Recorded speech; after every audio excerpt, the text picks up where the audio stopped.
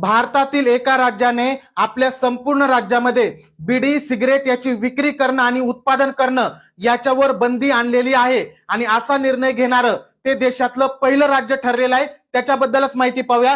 तर बघा 22 जानेवारी 2026 पासून बिडी सिगरेट खैनी गुटखा पान मसाला अशा वस्तूंचं उत्पादन घेणं आणि यांची विक्री करणं याच्यावर पूर्णपणे बंदी आणलेली आहे आणि बंदी आणणारं राज्य आहे ओडिशा। आणि ओडिशा हे असा निर्णय घेणारं पहिलं राज्य आहे, कारण बाकीच्या अनेक राज्यामध्ये गुटखा बंदी आहे, पण बिडी आणि सिगरेट उत्पादनावर बंदी आणणारं देशातलं पहिलं राज्य ओडिशा ठरलेलं आहे।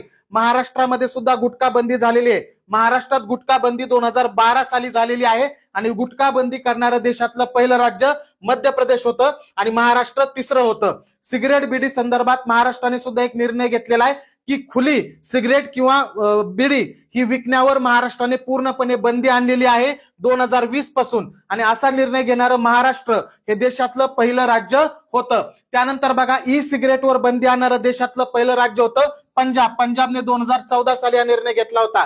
त्याच पद्धतीने तंबाखूजन्य कोणताही पदार्थ असू द्या त्याची खुली विक्री करण्यावर बंदी आणणारं देशातलं पहिलं राज्य कर्नाटक होतं। नोव्हेंबर 2025 मध्येच त्यांनी निर्णय घेतलेला आहे। अशा प्रकारे ओडिशा हे सिगरेट आणि बिडी उत्पादन आणि विक्रीवर बंदी आणणारं देशातलं पहिलं राज्य आहे। लक्षात ठेवा, त्याचे मुख्यमंत्री मोहन चरण मांझे आहेत, राजधानी भुवनेश्वर या ठिकाणी आहे। आता महाराष्ट्रामध्ये सुद्धा खुली विक्री बंदी आहे, पण होते का नाही हे तुम्ही कमेंट मध्ये नक्की सांगा। अशाच प्रकारे चालू घडामोडीच्या महत्त्वाच्या अपडेट जर पाहिजे असतील तर दररोज पीडीएफ स्वरूपात आपण नोट्स आपल्या महाराष्ट्र अकॅडमी ऍपवर उपलब्ध करून देत असतो। त्यामुळे ज्यांना दररोज चालू घडामोडीच्या नोट्स हव्यात त्यांनी आपलं महाराष्ट्र अकॅडमी ऍप नक्की डाउनलोड करा, तिथं तुम्हाला मोफत कंटेंट मिळणार आहे।